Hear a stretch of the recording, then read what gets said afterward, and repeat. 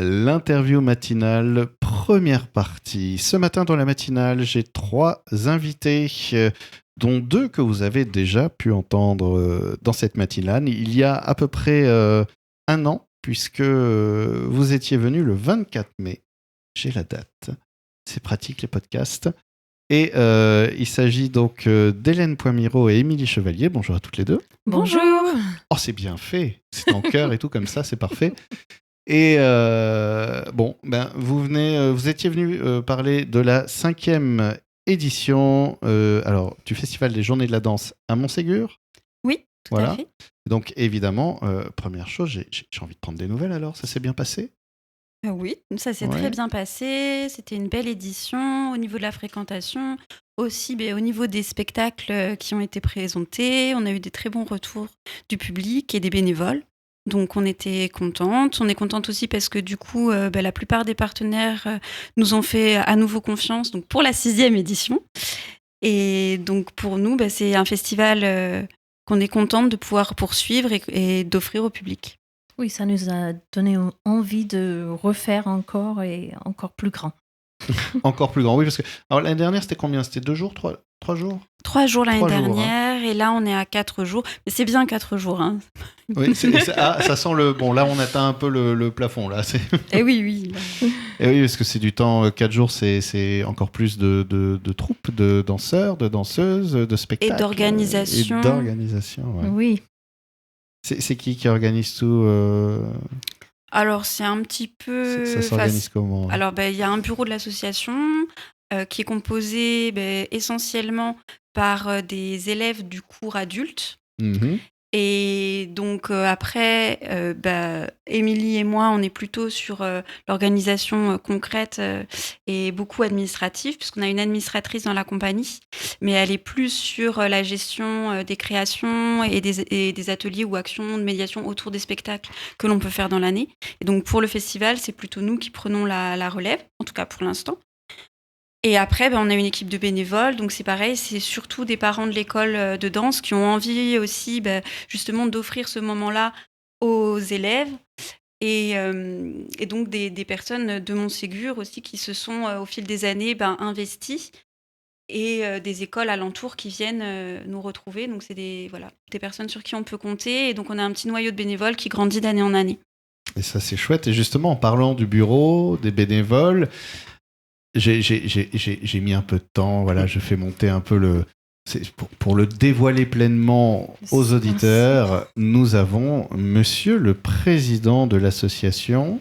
Monsieur le Président, bonjour. Bonjour. Alors, il s'agit donc Manuel Michaud, bonjour. Bonjour. J'ai marqué Manuel, c'est ça ? C'est Manuel ? Alors Manuel, c'est ma grand-mère qui m'appelait Manuel. Moi, c'est Manu. Tout le monde me connaît sous le nom de Manu. Voilà, okay. On peut continuer l'interview sous le nom de Manu. Ça m'ira très bien. Alors, donc Manu, donc tu es président de l'association. Depuis 3 ans, oui. Voilà. Comment c'est arrivé tout ça ? Alors, comment c'est arrivé ? Moi, je passais devant la porte, en fait, et puis ils m'ont interpellé, ils m'ont attrapé. Et puis, il y avait besoin de quelqu'un, je me suis retrouvé là. Non, je plaisante, mais j'étais parent de danseuse qui vraiment... j'ai apprécié ce qui était fait dans cette association et les cours et la qualité de ce qui était produit. Je suis aussi conjoint d'une danseuse, donc voilà, j'ai des rapports très privilégiés avec les membres de cette association. Et donc conjoint de qui, je veux savoir du coup, parce que moi je Marie, qui est une danseuse. Ah, adulte, Marie, voilà, je connais. Voilà. Mais non, vous ne connaissez pas. Je la cache. Et donc, dans ce genre d'association, c'est difficile d'être en même temps danseur sur le pont, sur l'activité, et en même temps gérer la partie bureau. Donc, il faut des personnes qui sont un peu extérieures et qui soutiennent ces projets. Et donc, moi, ça m'intéresse. Je suis dans la vie associative, dans plein d'associations. J'ai passé ma vie dans les assos. Et donc, j'ai une petite expérience, très petite. C'est pour ça que j'ai choisi le poste de président, parce que je sais aussi que c'est celui où on fait le moins de choses. On représente beaucoup, hein. voilà. Oui, voilà, c'est d'abord un job de représentation, en fait. C'est souvent un job de représentation, d'être présent, de donner son avis, voilà. Et donc, depuis 3 ans, et du coup, un nouveau mandat après, ouais. Ouais. Alors, on est déjà dans le 2e mandat. Voilà, je ne sais plus dans les statuts si on peut faire un 3e. Ça, il faut que je vérifie. Je crois qu'il n'y a rien d'écrit. Hein. Il n'y a rien d'écrit. Non, non. Je vais réviser les C'est statuts de l'association. Non, mais on Tu verra. vas pas on t'échapper. verra. On verra. Ah, ouais, non, apparemment, c'est un président qui convient. Alors, Oui, on est très contente. C'est important d'avoir une équipe comme ça, justement, qui tourne bien ensemble et qui se fait confiance aussi. Oui, tout à fait. Voilà, d'avoir un président qui n'est pas là pour la gloire. Ah non. Non, mais c'est très chaleureux en même temps. Bon, il faut avouer, ça ne nous prend pas non plus un temps. C'est pas une réunion par semaine, c'est pas. Mais régulièrement, se tenir au courant de ce qui se fait, voilà, soutenir. Et vraiment, j'insiste sur le plaisir d'accompagner des choses de qualité qui se font, quoi.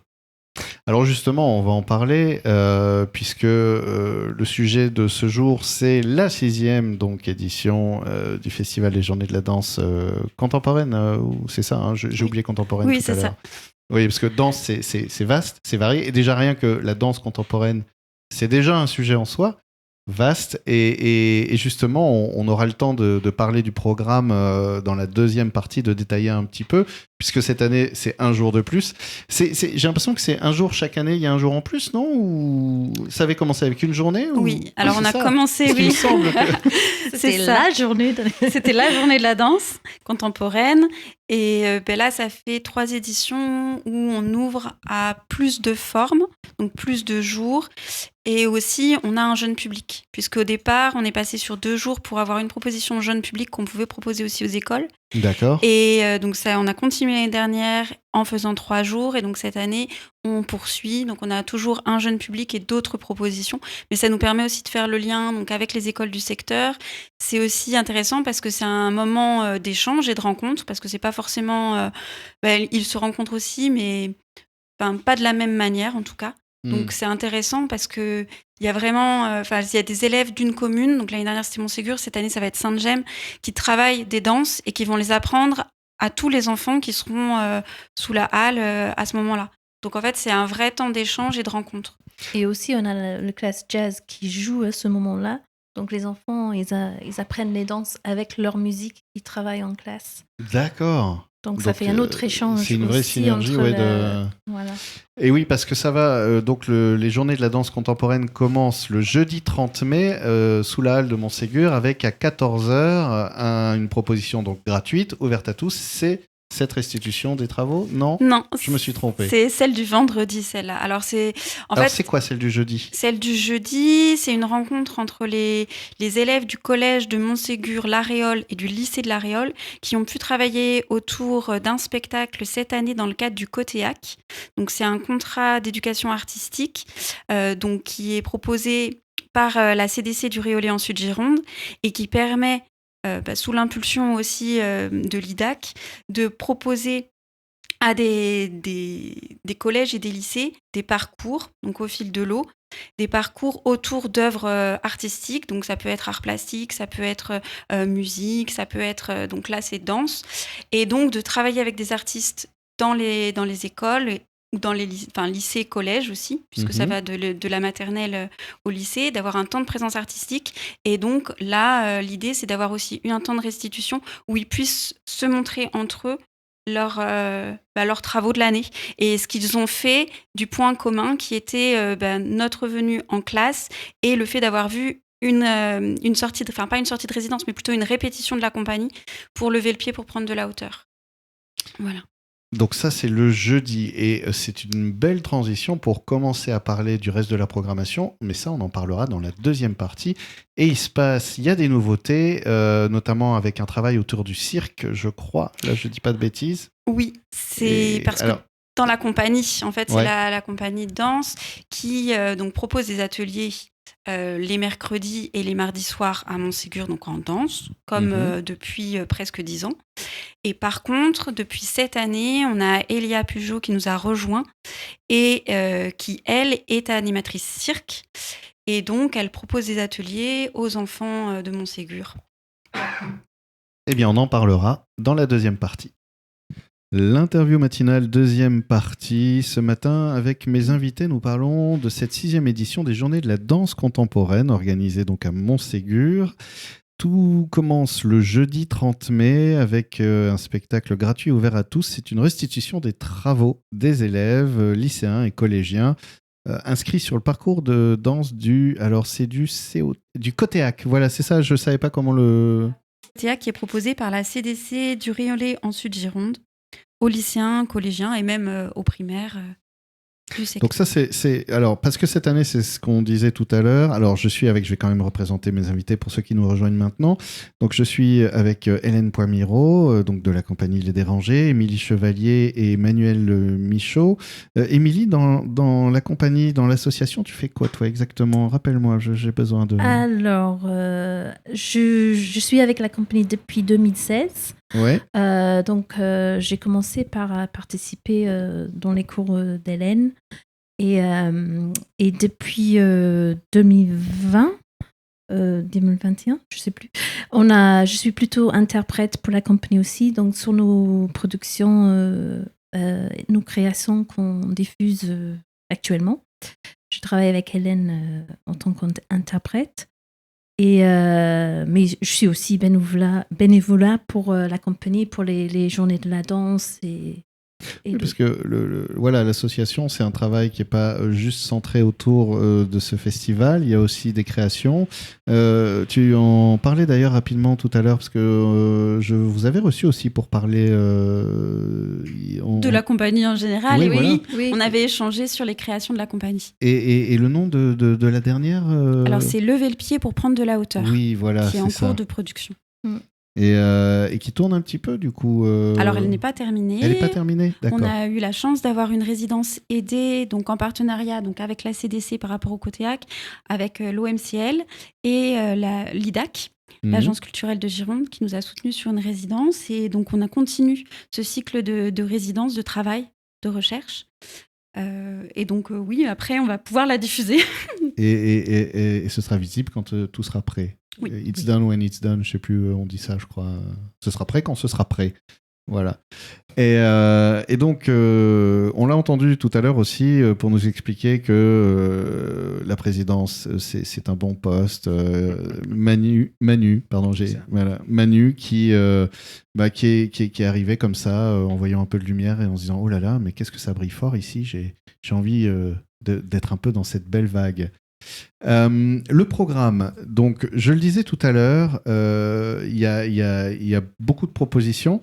On peut faire jour par jour là, du coup, présenter un petit peu ce qui se prépare. Donc le jeudi, on en a parlé, mais il y a aussi à 18h30 d'ailleurs la présentation des ateliers cirque. Ça va être le sujet un peu de cette année d'ailleurs du festival. Alors, pas que le cirque. En fait, disons que cette année, dans les propositions que l'on a mis à l'honneur, il y a des propositions qui sont un petit peu plus éclectiques, dans le sens où on s'est posé la question de la danse contemporaine et surtout de la manière de présenter le fait qu'elle soit multiple et que certains danseurs et certains chorégraphes ne vont plus regarder que dans une seule direction. Ils vont pouvoir s'ouvrir vers le cirque, ils vont pouvoir s'ouvrir vers un mouvement plus vivant, vers aussi quelque chose qui serait une proposition plus hip-hop. En tout cas, que les choses se mêlent et que c'est une réalité au niveau des programmations un petit peu partout autour de nous. Donc on a voulu chercher des choses qui soient un petit peu à cette image-là. Et donc, ça, on pourra le retrouver. On va reprendre l'ordre chronologique. Hop là. Je suis un peu psychorigide comme garçon. Donc, le vendredi, ça commence. Le vendredi, tout commence à 11h et 14h au cinéma Eden. Alors, à 11h et 14h au cinéma Eden, c'est la proposition pour les scolaires. Donc, avec le jeune public couette-couette. Donc là, c'est de la compagnie Les Dérangés. Mais après, il y a la rencontre sous la halle donc des écoles du secteur. Puis le soir, le début de la soirée, c'est une rencontre entre écoles de danse. D'accord. Puis, donc, il y a le spectacle Sève, qui est une proposition en cours de création, donc d'Aurélie Tilou et Laurie Battista, qui là met en avant donc, justement le mouvement vivant. Et donc, on a une proposition mouvement et chant performance. D'accord. Donc tout ça vient se mêler. Comment s'intègre le chant et dans le mouvement justement ? Alors c'est Laurie justement qui elle est chanteuse. D'accord. Et travaille sur la voix, sur le son. Et Aurélie qui elle est danseuse et avant avait fait l'école du cirque à Bordeaux. Ok. Donc après, on a aussi la projection d'un film, Les Indes galantes. Ça, c'est du Krump. C'est un film qui parle de 30 danseurs de hip-hop, donc Krump, break, voguing, et donc qui met en scène Les Indes galantes de Jean-Philippe Rameau. D'accord. Et qui montre les répétitions publiques. Bon. C'est un long métrage, parce que donc il y avait eu un court métrage qui avait été fait, mais là c'est le long métrage. Parce qu'on se regardait, oui, avec Manu, le Krump. On découvre. Donc le Krump, c'est plutôt hip-hop, Oui. du coup. Ok. Alors après, est-ce qu'on est retour avec le spectacle donc là, c'est plus la séance dédiée aux scolaires, c'est là, ça y est, c'est ouvert au public Oui. le samedi avec donc Couette Couette à 10h. Oui. Ensuite, il y a un atelier, c'est-à-dire à 11h. Alors, ce sont des ateliers qui sont donnés par la danseuse qui interprétera le soir son solo. Donc, c'est une meuf. Donc, c'est Fanny Delépine qui vient proposer des ateliers pour les enfants. Donc, à 11h et 13h30, c'est une manière de découvrir différemment le solo et c'est quelque chose qui nous tient à cœur puisque ça favorise la rencontre et justement l'appréhension d'une œuvre, mais d'une manière différente. Donc Fanny qui présentera son solo C'est une meuf le soir, donc elle fait partie de la compagnie 9e temps et donc elle parle justement de la femme, de ce que c'est qu'être une femme, des pressions qu'on peut ressentir et elle essaie de voir comment le mettre en mouvement pour faire que les choses changent, évoluent. D'accord. Et il y a l'ingé micro à côté, Émilie, qui surveille que tout le monde ait bien la bouche devant le micro. Et la danse, c'est aussi le partage, c'est aussi justement le faire ensemble, qu'on soit initié ou pas. Puisque je vois qu'il y a un bal contemporain à 20h. Alors, c'est-à-dire un bal contemporain. Alors, c'est un bal On peut venir tous et puis hop là. Alors oui, tout à fait. Okay. C'est gratuit, c'est ouvert à tous. Et en fait, la seule différence, c'est que par moment, donc, les élèves de l'école peuvent inviter les gens à danser. Okay. Donc, soit leur apprendre des petites chorégraphies qu'elles ont préparées, soit en fait, on a aussi un système de pancarte qui marche bien depuis plusieurs années, où on a des consignes d'improvisation. Et donc, l'idée, c'est que les gens improvisent librement à partir de la consigne d'impro. Oh, c'est aussi animé par les Pussy Ladies, qui sont un peu connus dans le coin, qui viennent souvent avec des déguisements, et c'est chouette comme animation. Donc, c'est très complémentaire à ce qu'on fait avec nos élèves de Et puis, c'est chouette d'amener le public comme ça, un peu à de l'accompagner, justement. Ça rassure, parce que la danse, c'est intimidant des fois. Hein. Il suffit de voir les mecs danser en boîte de nuit. Hein. On sent qu'ils sont très très intimidés, les gars, et un peu rigides. C'est ça qui est intéressant dans ce festival. C'est qu'il y en a vraiment pour tout le monde. C'est-à-dire qu'il y a des temps forts comme ça pendant ces 4 jours où on va pouvoir effectivement soit participer dans le cadre des ateliers, soit participer de soi-même dans le cadre de cette soirée danse, etc. Et puis on va voir des spectacles de qualité, vraiment de niveau national. Hélène va en parler, j'imagine. De niveau local, mais ça ne veut pas dire que ce n'est pas de qualité. Vraiment, moi, je confirme que ce qui est fait et ce qui va être fait par Laurie et Aurélie sera vraiment de très haut niveau. Et puis il y a ce cinéma là, c'est-à-dire qu'on peut aller voir, il y a 4 films autour de la danse, quoi. C'est quand même pas rien. Et voilà, c'est à Montségur, c'est une Bastide comme à Sauveterre. On peut y passer ces 3 jours, il va faire beau. On peut vraiment passer 3 jours très agréables. Il y a des lieux de restauration, des bars, c'est très vivant comme village. Et vraiment passer ces 3 jours et aller voir ce qu'on veut, ce qui nous intéresse. Pendant ce festival. Voilà, il y en a pour tous les goûts et ces temps forts-là. Et cette soirée-là est vraiment un temps fort du festival. Bien Manu, je te remercie parce que je trouve que tu en as fort bien parlé et en plus on arrive déjà à la fin de la deuxième partie de l'interview. Donc on va rappeler quand même que tout est accessible sur Internet pour ceux qui souhaitent accéder au programme. Peut-être, oui Hélène, un dernier... Oui, c'était pour signaler, donc le dimanche après-midi, on reçoit la compagnie La Cavale. Donc c'est en co-réalisation avec l'OARA, donc l'Office régional de Nouvelle-Aquitaine. Et donc c'est une compagnie qui vient présenter Se faire un présent. Donc là, ils viennent à 7. C'est vraiment quelque chose sur l'élévation, le groupe et le collectif. Et ils sont accompagnés par un musicien live. Donc pour nous, c'est vraiment le temps fort à 17h sous la halle. Donc ça aurait été dommage de ne pas en parler. Je te remercie. Mais on est toujours dans le temps. Ah, ça va. C'est bon. Ouf. Allez, rapidement, une adresse, quelque chose, un contact, si on veut. On peut réserver à l'avance, j'imagine. Alors oui, tout est accessible sur le site internet, donc Journée de la danse contemporaine de Montségur. Vous trouverez le lien vers les réservations. Après, il est toujours possible de prendre les places sur place, mais concrètement, il y a une billetterie et une jauge qui est limitée. Donc il vaut mieux anticiper. c'est pas mal d'anticiper. D'accord. C'est plus simple. Eh bien, merci à tous les trois. Merci beaucoup. Merci.